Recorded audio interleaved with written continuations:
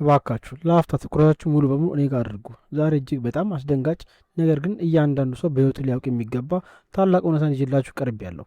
በተለይም እድሜው ከ30 እስከ 60 ዓመት መካከል የሚገኝ ከሆነ አሁን የምነግሮትን እያንዳንዱ ቃል ልብ ብለው ቆም ብለው ሊያዳምጡኝ ይገባል።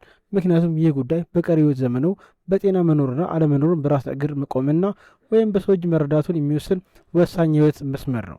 ሁላችንም በየቀኑ ፍጹም ጤናማና ምንም ጉዳት የሌለው መስሎን የምናደርገው አልፎ ተርፎም እንደ መልካም ማህበራዊ ልማድ እንደ መብላት መጠጣት የምንቆጥረው አንድ ድርጊት አለ። ነገር ግን ይህ ድርጊት በሰውነታችን ውስጥ ያሉትን ዋና ዋና አካላት በተለይም ጉበታችንን፣ ልባችንና የደም ስሮቻችንን ዕለት ተዕለት በዝምታ በደብቅ እና ያለምንም የህመም ምልክት እየገደለ የሚገኝ መርዙን ቀስ በቀስ የሚረጭ እፉኝት መሆኑ ዛሬ ካልተረዳ ነው ነገ ትልቅ ዋጋ ያስከፍለናል። ይህ የምንሰራው ስህተት ዛሬ ላይ በወጣትነት ጉልበቶ ምንም አይነት የህመም ስሜት ላይሰሙት ይችላል። ነገር ግን በሂደት ውስጣችሁን በዝምታ በብላት ነገ ያለ እድሜ አልጋ ላይ ጥሎት ተንቀሳቅሰው ሰርተው እንዳይበሉ በሀገሩ እንዳይደሰቱና የእግዚአብሔር ፍቅር ላችሁ የልጅ የማየት ብሩህ ተስፋና ትልቅ የህይወት ህልማችሁ ሳታውቁት በገዛጃችሁ በቸልተኝነት እንድታጨልሙት የሚያደርግ እጅግ አስከፊ የውስጥ ጠላት ነው። የዛሬው የጤና ትምህርታችን ዋና ዓላማ እድሜውን ሙሉ በሙሉ በደስታ በጥንካሬ በሙሉ ጤንነትና ያለምንም የሰው ደጋፊነት አጋዥነት በራሱ ሙሉ ጉልበት መኖር እንዲችሉ ዛሬውኑ በአሁኑ ሰዓት ጀምረው በፍጹም ሊያቆሟቸው እና ሊርቋቸው የሚገቡ 12 አስከፊና ገዳይ የሆኑ ልማዶችን በሳይንሳዊ መረጃ አስደግፎ ለአይን በሚታይ መልኩ ግልጽ አድርጎ ለማሳየት እና መፍትሄውን ማመላከት ነው።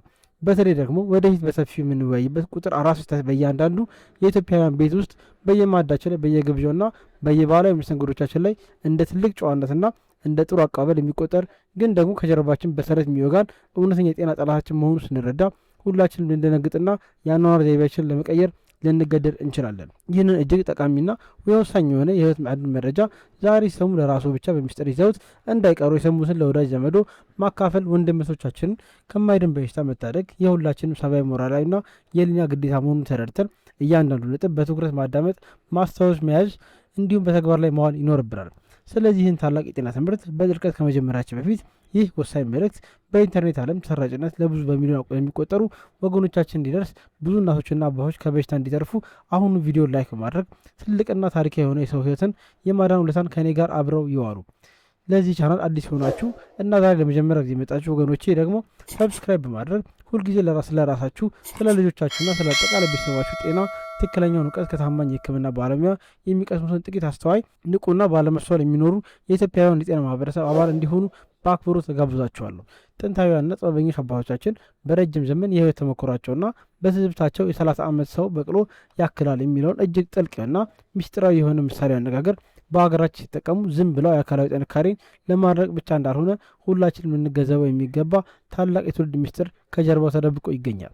ይህ አባባል በጉልበትና በአካላዊ ጥንካሬ ብቻ እንደ በቅሎ ብርቱና የማይደክመን እንደሆነን የተነገረ ሳይሆን ከ30 ዓመት ዕድሜ መሸጋገሪያ በኋላ በምናደርገው እያንዳንዱ ምርጫ በምንመገበው እና በምንወስዱ መጠጥ ላይ ማስተዋልን እንድንጨምርና ሰውነታችንን በእውቀት መሪነት በጥንቃቄ እንድንጠብቅ ለማሰብ የተነገረ የወርቅ ምክር ነው። ነገር ግን ዛሬ ባለንበት ዘመናዊና የተጣደፈ አኗኗር ለሆድ በጣም በልቶ ማሳለፍ እያልን ወይም ደግሞ ማህበራዊ ግዴታን እየመሰልን በየቀኑ በቸልተኝነትና በይሉኝታ የምናልፋቸው በርካታ መጥፎ ልማዶች ሰውነታችንን ቀስ በቀስ እያበሉት የውስጥ አቅማችንን ጨርሰው ወደማይመለስ የጤና ማሽቆልቆልና ስቃይ እየመሩት ይገኛሉ።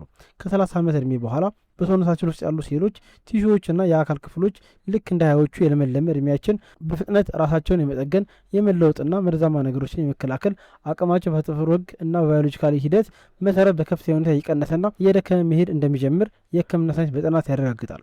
በዚህ ከ30 እስከ 60 ባለው ወሳኝ የእድሜ ክልል ውስጥ ሆነን የምንሰራቸው ትናንሽና ተራ የሚመስሉ የአመጋገብ ስህተቶች፣ የእንቅልፍ መዛባቶችና የአኗኗር ግድፈቶች ለቀሪው ሙሉ የህይወት ዘመናችን የሚተርፍና በፍጹም በገንዘብ ሊድን የማይችል ከፍተኛ የሆነ የውስጥ አካል መጎዳት፣ ስር የሰደደ የጤና ጠባሳና የዕለት ተዕለት ስቃይ ሊጥሉብን ይችላሉ።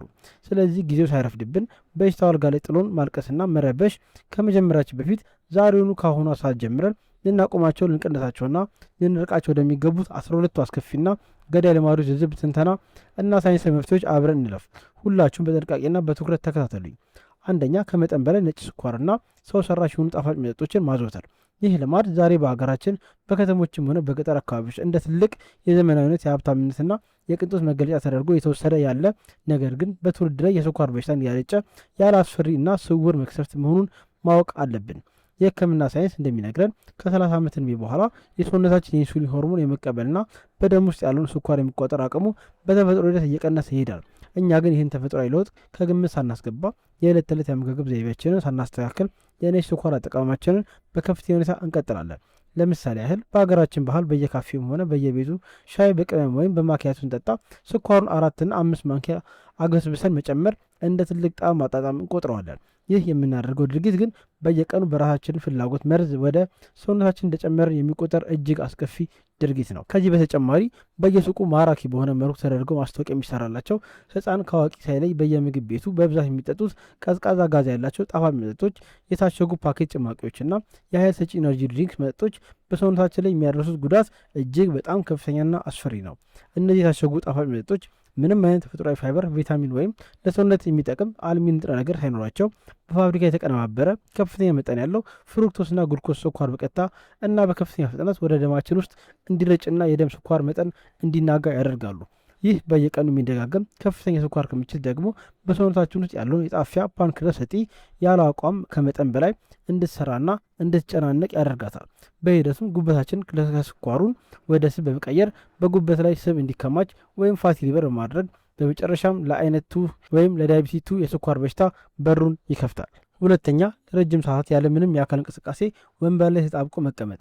ይህ ልማድ በተለይ በዘመናችን በቢሮ ውስጥ ለምትሰሩ፣ ቀኑ ሙሉ በተሽከርካሪ ውስጥ ለምትውሉ ወይም ደግሞ ስራ ፈታችሁ ቤት ውስጥ ሶፋ ላይ ለምትቀመጡ ሰዎች በሙሉ ትልቅ የጤና ጠንቅ የሆነ የመጣ አስከፊ ልማድ ነው። በሀገራችን አባባል ተቀምጦ የሰጡት ቆሞ ይለምናል እንደሚባለው ሁሉ በጤናውም ረገድ ቀኑን ሙሉ ወንበር ላይ ተቀምጦ መዋል የሰውነትን ጥንካሬና ጤንነት አሳልፎ ለበሽታ ለመስጠት ነገ ጤናን ፍለጋ በየሆስፒታሉ ቆሞ ለመለመን እና ለመንከራት የሚዳርግ መጥፎ የአኗኗር ዘይቤ መሆኑን መረዳት ያስፈልጋል።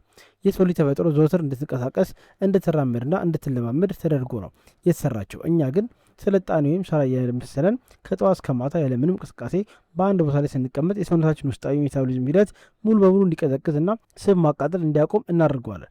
በቢሮ ስራ ምክንያት ወይም በቤት ውስጥ ቴሌቪዥንና ስልክ በመመልከት ለረጅም ሰዓት ያለ ረፍት መቆየት በሰውነታችን ውስጥ ያለውን የደም ዝውውር ፍጥነት በእጅጉ ያቀዘቅዘዋል። ይህም ደግሞ በደም አውታሮቻችን ውስጥ በተቀላጠፈ ሁኔታ እንዳይዘዋወር በማድረግ የልብ ስራን በከፍተኛ ሁኔታ ያጨናንቃል። ይህ የረጅም ሰዓት መቀመጥ ጡንቻዎቻችን እንዲዳከሙና እንዲኮማተሩ፣ መጋጠሚያዎችንና እንዲደነድኑ፣ ለከፍተኛ የሰውነት ውፍረት መከሰትና በታችኛው የእግር ክፍሎች ላይ የደም መርጋት ወይም ዲቪቲ አደጋ እንዲፈጠር ያደርጋል። ይህ ደግሞ በድንገት ተነስቶ ሳምባ ወይም ልብ ላይ በመድረስ ለድንገተኛ ሞት ሊዳርግ ይችላል።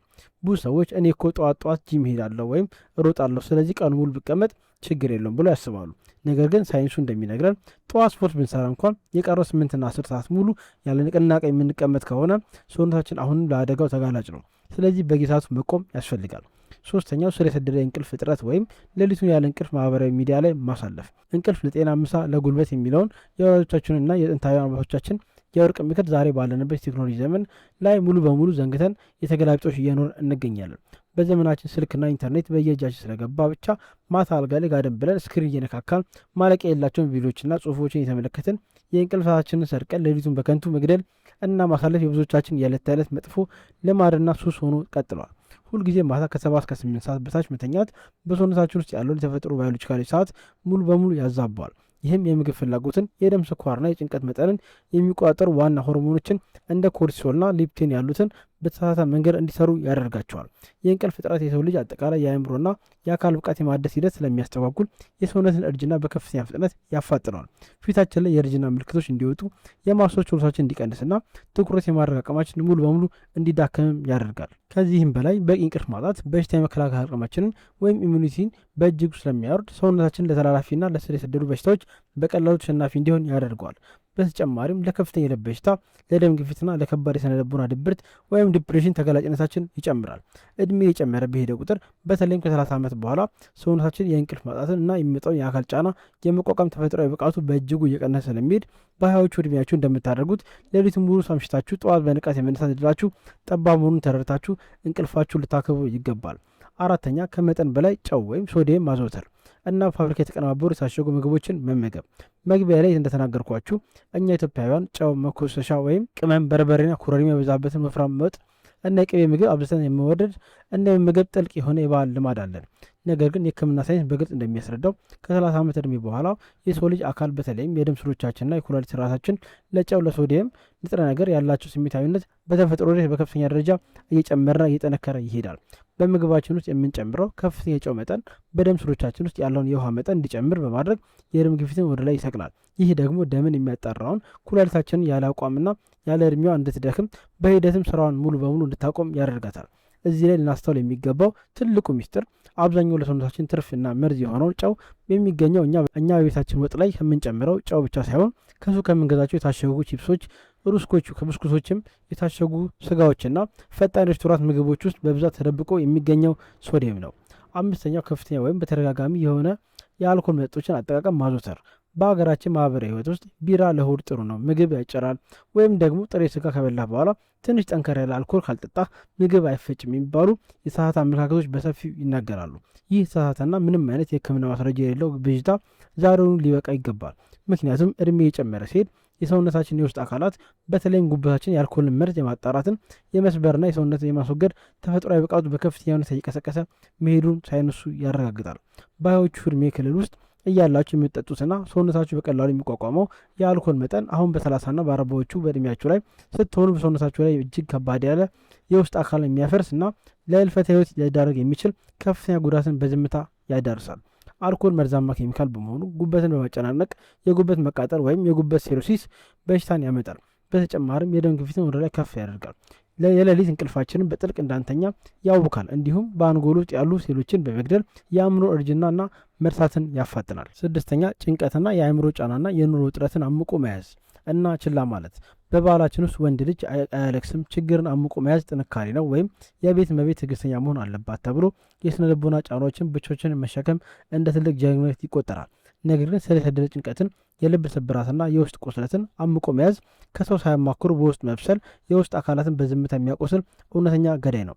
ጭንቀት በሰውነታችን ውስጥ ኮርቲሶል የተባለውን የጭንቀት ሆርሞን መጠን ሁልጊዜ ከፍ አድርጎ እንዲቆይ ያደርገዋል። ይህ ሆርሞን የመናጋት ደግሞ ልባችን፣ አእምሯችንና በሽታ የመከላከል አቅማችንና አጠቃላይ የምግብ መፈጨት ራሳችንን ይጎዳል።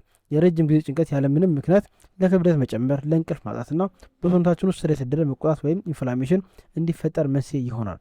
ከ30 ዓመት ዕድሜ በኋላ ለአእምሮ ሰላም፣ ለውስጣዊ መረጋጋትና ለጭንቀት አያያዝ ትኩረት መስጠት፣ ከሰዎች ጋር በግልጽ መነጋገርና መጸለይ የቅንጦት ወይም የምርጫ ጉዳይ ሳይሆን በህይወት ለመኖርና ጤና ለመጠበቅ የሚያስፈልግ መሰረታዊና ፍጹም ግድ የሚል የህልውና ጉዳይ መሆኑን መረዳት አለብን። ሰባተኛ በፋብሪካ የተቀነባበሩ የታሸጉና ፈጣን ምግቦችን ወይም ፋስት ፉዶችን ማብዛት። ዛሬ ባለንበት ዘመን በተለይም በዋና ዋና ከተሞቻችን ውስጥ ጤናማ የሆኑትን በፋይበርና በአልሚ ንጥረ ነገር የበለጸጉትን ባህላዊ ምግቦቻችን ትተን ወደ ዘመናዊና ፈጣን ምግቦችና ፓስታዎች የመሮጥ አዝማሚያ በሰፊው ይታያል። እነዚህ ምግቦች ማራኪ ጣዕም እንዲኖራቸው ተደርገው በፋብሪካ የተሰሩ ቢሆንም በውስጣቸው ለጤና እጅግ አደገኛ የሆኑ የትራንስፋት ቅባቶች፣ የተጣሩ ካርቦሃይድሬቶች፣ የተለያዩ ሰው ሰራሽ መዓዛዎችና ከፍተኛ ጨው በብዛት ተከማችቶባቸዋል። እነዚህ ምግቦች አዘውትሮ መመገብ በሰውነታችን ውስጥ ከፍተኛ መቆጣትን ይፈጥራል። ይህ ልማድ የኢንሱሊን መቋቋም ኢንሱሊን ሬዚስታንስ ችግርን በመፍጠር ለልብና ለደም ስር በሽታዎች መከሰት ዋነኛ መንስኤ ይሆናል። በሂደቱም እነዚህ ምግቦች ሰውነታችን ራሱን ለመጠገን፣ ሴሎችን ለማደስና በጥሩ ሁኔታ በጥንካሬ ለማደረጃት የሚፈልጓቸውን እውነተኛ ተፈጥሯዊ አልሚ ምግቦችን በዝምታ በመተካት ሰውነታችን ባዶ ያደርጉታል። ስምንተኛ መደበኛ የጤና ምርመራዎችና ጨርሶ አለማድረግ። እኛ ወደ ሕክምና ቦታ አለመሄድ እኛ ኢትዮጵያውያን ሳይታመሙ መታከም ወይም ምርመራ ማድረግ የሚለውን የመከላከያ ሕክምና ባህል ገና በደንብ አላዳበር ነው። አሞኛል ብለን ከአልጋ መነሳት እስከ ያቀተን ድረስ ወደ ሕክምና ተቋም የሚሄድ ልማዱም የለንም። ነገር ግን እንደ ደም ግፊት፣ ስኳር፣ የጉበት ስብ ክምችትና የመጀመሪያ ደረጃ የልብ በሽታዎች ያሉ አስፈሪ የጤና ችግሮች በሕክምናው ዓለም ዝምተኛው ገዳዮች ወይም ሳይለንት ኪለርስ ተብለው ይጠራሉ። ምክንያቱም እነዚህ በሽታዎች መጀመሪያ ሲጀምሩ በሰውነታቸው ላይ ምንም አይነት ግልጽ የሆነ የመምልክት ወይም ስቃይ አያሳዩም። ሳይታወቁ በሰውነታችን ውስጥ ተደብቀው በመቆየት የውስጥ አካላትን ሙሉ በሙሉ ካዳከሙና ካቆሰሉ በኋላ ነው ምልክቱን ማሳየት የሚጀምሩት። መደበኛ ምርመራ አለማድረግ በሽታ በጊዜ እንዳይገኝና የሕክምና አማራጮች ጠበው ለከፍተኛ ወጪና ለሞት እንድንጋለጥ ያደርጋል። ስለዚህ ቢያንስ በዓመት አንዴ መመርመር ግድ ይለናል። ዘጠነኛ የህመም ማስታገሻ መድኃኒቶችን ያለ ሐኪም ትዕዛዝ እንደ ከረሜላ ማብዛት። ራሳችንን ወይም መጋጠሚያችንን በትንሹ ሲያምን ወደ ሐኪም ሄደን ምክንያቱም ከመፈለግ ይልቅ በአቅራቢያችን ወደሚገኝ ፋርማሲ በመሄድ የህመም ማስታገሾችን በገላችን ገዝቶ መውሰድ በሀገራችን እጅግ የተለመደና በጣም አደገኛ ልማድ ነው። ዲክሎኖፊክ ወይም አቡፕሮፊን፣ ፓራስታሞል እና የመሳሰሉትን መድኃኒቶች ያለ ባለሙያ ፍቃድና ክትትል ለረጅም ጊዜ አዘውትሮ መውሰድ የውስጥ አካልን ያፈርሳል። እነዚህ መድኃኒቶች ለጊዜው ህመሙን በማደንዘዝ የደስታ ስሜት ቢሰጡ በስተጀርባ ግን ደምን የሚያጣራውን ኩላሊታችንና መርዝ የሚያስወግደውን ጉበታችንን ሙሉ በሙሉ ያቆስላሉ። እድሜ እየጨመረ በሄደ ቁጥር በመድኃኒቶች ምክንያት የሚመጣ የውስጥ አካል ጉዳት አደጋ በከፍተኛ ሁኔታ ይጨምራል። የህመሙን ትክክለኛ መነሻ ምክንያት ፈልጎ ከማከም ይልቅ ምልክቱን ብቻ ባዶ ማስታገሻዎች መሸፈን ነገ የማይመለስ የኩላሊት እጥበት፣ ዲያሊሲስ ወይም የጉበት ስራ ማቆም አደጋ ውስጥ ስለሚጥል ዛሬውኑ ሊቆም ይገባል። 10ኛ ጽንፈኛ አመጋገብ ስርዓቶችን ወይም ኤክስትራ ዳይት መከተልና ያለ ባለሙያ ምክር መጾም። ብዙ ሰዎች እድሜያቸው የጨመረ ሲሄድ የሚመጣውን የሰውነት ውጥረት ለመቀነስ በሚል ስሜት ካርቦሃይድሬትን ወይም ቅባትን ሙሉ በሙሉ ከምግባቸው ውስጥ የሚከለክሉ ድንገተኛ አመጋገብ ለውጦችን ሲያደርጉ ይታያል። ወይም ደግሞ ምንም አይነት የህክምና ባለሙያ ምክርና ክትትል ሳይኖራቸው ራሳቸው ለረጅም ሰዓትና ቀናት በማስራብ ፈጣን ክብደት ለመቀነስ ይሞክራሉ። ይህ ድርጊት በሰውነታችን ውስጥ ያለውን የሆርሞን ሚዛን ሙሉ በሙሉ ያዛባል፣ የጡንቻ መጠንን በእጅጉ ያጠፋል፣ አጥንትን ያዳክማል፣ እንዲሁም ሜታቦሊዝምን ያቀዘቅዛል።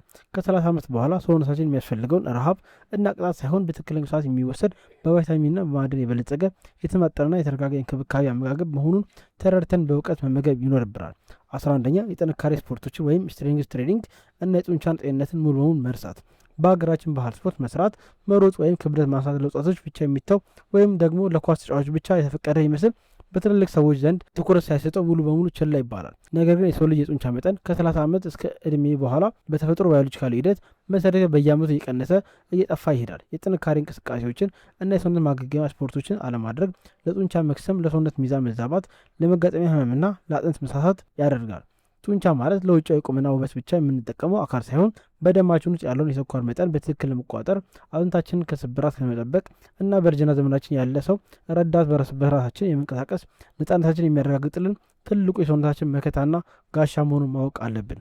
12ኛ ከማህበራዊ ህይወት መገለል፣ በቤት ውስጥ መዘጋትና የህይወት ዓላማ ማጣት። እኛ ኢትዮጵያውያን በአብሮነት፣ በጎረቤት ፍቅር፣ በእድር ማህበርና በጋራ ማህበራዊ ህይወት የታጠርን በአንድነት መኖር የምንወድ ውብ ህዝቦች ነን። ይህ ባህላችን ለጤናችን ቢሆን ትልቅ አቅም አለው። ነገር ግን እድሜ የጨመረ ሲሄድ ከተለያዩ ማህበራዊ ግንኙነቶች ርቆ በቤት ውስጥ መዘጋት፣ ከሰዎች መለየትና በብቸኝነት መተከዝ አጠቃላይ አካልና የአእምሮ ጤናን በከፍተኛ ሁኔታ ያናጋል። ብቸኝነት ለልብም ለከባድ ድብርትና ለአእምሮ መለሳት ወይም ዳይሜንሽያ አደጋን በከፍተኛ ደረጃ ይጨምራል። ከሰዎች ጋር መገናኘት፣ በጋራ መሳቅ፣ ሀሳብ መጋራት እና በየቀኑ ጠዋት ስነሳ የምንኖርለት በጎ የህይወት ዓላማ መኖሩ ልክ እንደ ጤናማ አመጋገብና ስፖርት ሁሉ ለረጅም እድሜና ለደስተኛ ህይወት ፍጹም ወሳኝ የሆነ ተፈጥሯዊ ፈውስና መድኃኒት መሆኑን መዘንጋት የለብንም። ውድና የተከበራችሁ የሀገሬ ልጆች ከ30 እስከ 60 ዓመት ባለው የህይወት ክልል ውስጥ እነዚህ 12 መጥፎ ልማዶች ዛሬውን አስወግደን ራሳችንን መለወጥ ለምን አስፈለገ መሰላችሁ? ምክንያቱም በዚህ እድሜ ውስጥ የውስጥ አካሎቻችን ጉዳትን ጠግኖ የመለሰና ራሳቸውን የማደስ ፍጥነታቸው በእጅጉ ይገደባል። በሰውነታችን ውስጥ በተለያዩ ምክንያቶች የሚመጡ መቆጣቶችና ወይም ኢንፍላሜሽን በቀላሉ ይከሰታሉ። የሆርሞን ሚዛን መናጋት በሰፊው መታየት ይጀምራል። የጤና ጉዳቶች በዝምታ ተከማችተው አንድ ቀን በድንገት ይፈነዳሉ። ስለዚህ ችግሩ ሳይፈጠር በጊዜ መከላከል ጉዳቱ ከደረሰ በኋላ ሆስፒታል ከመንከራተት እጅግ ይቀላል። የኋላ እግር በሾ የፊት እግር ይወጋል እንዲሉ አባቶቻችን ዛሬ በወጣትነትና በጎልማሳነት እድሜያችን የምናደርጋቸው ትናንሽ ምርጫዎች ነገ በሽምግልና ዘመናችን የምናጭደውን ፍሬ በሙሉ በሙሉ ይወስኑታል። እርጅና በተፈጥሮ የሚመጣ ውብ ስጦታ እንጂ በፍጹም የሰው ልጅን ጠላት አይደለም። ትልቁ ስጦታችን የእኛ ቸልተኝነት ነው።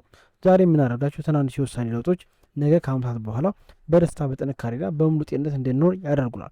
ልጆቻችን መርቀን ለመዳር፣ የልጅ ልጅ አይተን በደስታ ለመጫወትና ለሀገራችን የሚጠቅም ስራ ሰርተን ለማለፍ የዛሬው የጤና አጠባበቃችን እና የምንወስደው ጥንቃቄ ወሳኝና መሰረታዊ ነው። ታዲያ ዛሬ ከተወያየንባቸው 12 መጥፎና አደገኛ ልማዶች ውስጥ የእርስዎን ህይወት እየጎዳ ያለው እና ዛሬውን ከአሁኗ ሰዓት ጀምሮ ሙሉ በሙሉ ለማቆምና ለመለወጥ የወሰኑት የትኛውን ነው?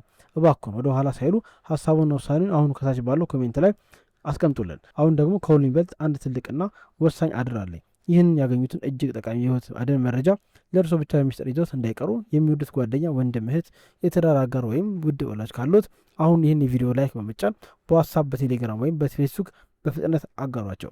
መረጃን ለሰዎች ማካፈልና ለሰዎች ከማይድን በሽታ መታደግ የክፉ ቀን ደራሽነትና የእውነተኝነት ወገን አፍቃሪነት መገለጫ ነው። የአንድ ሰው ህይወት መለወጥ የአንድ ሙሉ ትውልድና ማህበረሰብ ከስብራት መታደግ ሊሆን ስለሚችል ይህንን መልእክት ሼር በማድረግ የነፍስን አድን ስራን አብረን እንስራ። ሁልጊዜ ለጤናው ቅድሚያ እንደሚሰጡና ራሱን በጥንቃቄ እንደሚጠብቁ ሙሉ በሙሉ እተማመናለሁ። በሚቀጥለው ጊዜ ደግሞ ይበልጥ ህይወቱን የሚቀይርና ጤናውን የሚጠብቅ ሌላ ድንቅ የህክምና ትምህርት ይዤላችሁ እስክመለስ ድረስ ጤናችሁ ይብዛ፣ ፍቅር፣ አንድነት ለሀገራችን ይሁን። ፈጣሪ ኢትዮጵያን ህዝቦቿን ተባርክ። ቻው። ማሳሰቢያ፣ በዚህ ቪዲዮ ውስጥ የቀረበው መረጃ አጠቃላይ የጤና እውቀትን ለማሳደግና ለትምህርት ብቻ ተብሎ የተዘጋጀ እውቀት ነው። ማንኛውም አይነት የጤና እክል ወይም የህመም ስሜት ከሰውነቱ ላይ ሲገጥሙ ሁልጊዜ መጀመሪያ ወደ ሕክምና ተቋም በመሄድ የባለሙያ ምርመራ ማድረጋችሁን አትርሱ። መድኃኒቶች ያለ ሐኪም ትዕዛዝ በመውሰድ በሰውነት ላይ የማይመለስ የውስጥ አካል ጉዳት ስለሚያደርስ ሁልጊዜ ጥንቃቄ ማድረግ ይኖርብናል።